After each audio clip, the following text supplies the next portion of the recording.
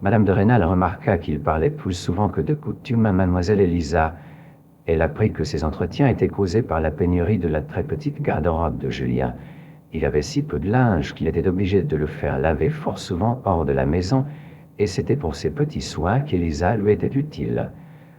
Cette extrême pauvreté, qu'elle ne soupçonna pas, toucha madame de Rênal.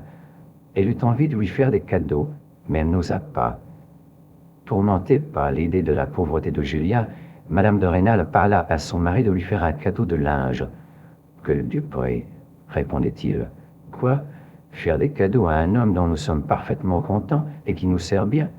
Je serais dans le cas où il se négligerait qu'il faudrait stimuler son zèle. » Madame de Rênal fut humiliée de cette manière de voir. Elle ne l'eut pas remarqué avant l'arrivée de Julien. Peu à peu, elle eut pitié de tout ce qui manquait à Julien, au lieu d'en être choquée. Madame de Rênal était une de ces femmes de province que l'on peut très bien prendre pour des sottes pendant les 15 premiers jours qu'on les voit. Elle n'avait aucune expérience de la vie et ne se souciait pas de parler. On lui remarquait pour le naturel et la vivacité d'esprit si elle eût reçu la moindre éducation, mais en sa qualité d'héritière, elle avait été élevée chez des religieuses adoratrices passionnées du Sacré-Cœur de Jésus. Madame de Rênal s'était trouvée assez de sens pour oublier bientôt, comme absurde, tout ce qu'elle avait appris au couvent. Mais elle ne mit rien à la place et finit par ne rien savoir. Jusqu'à l'arrivée de Julien, elle n'avait réellement eu d'attention que pour ses enfants.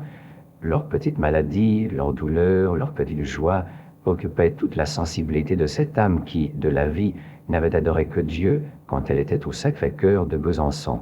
Sans qu'elle daignât le dire à personne, un accès de fièvre d'un de ses fils la mettait presque dans le même état que si l'enfant eût été mort. Un éclat de rire grossier, un haussement d'épaules, accompagné de quelques maximes triviales sur la folie des femmes, avaient constamment accueilli les confidences de ce genre de chagrin que le besoin d'épanchement l'avait porté à faire à son mari dans les premières années de leur mariage. Son éducation fut faite par la douleur. Trop fière pour parler de ce genre de chagrin, même à son amie, Madame Derville, elle se figura que tous les hommes étaient comme son mari, Monsieur Valenod, et le sous-préfet Charcot de Maugiron. La grossièreté et la plus brutale insensibilité à tout ce qui n'était pas intérêt d'argent, de préséance ou de croix, la haine aveugle pour tout raisonnement qui les contrariait, lui parurent des choses naturelles à ce sexe, comme porter des bottes et un chapeau de feutre. De là, le succès du petit paysan Julien. Elle trouva des jouissances douces et toutes brillantes du charme de la nouveauté dans la sympathie de cette âme noble et fière.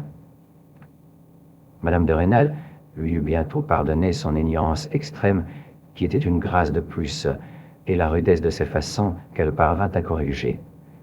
La générosité, la noblesse d'âme, l'humanité lui semblèrent peu à peu n'exister que chez ce jeune abbé.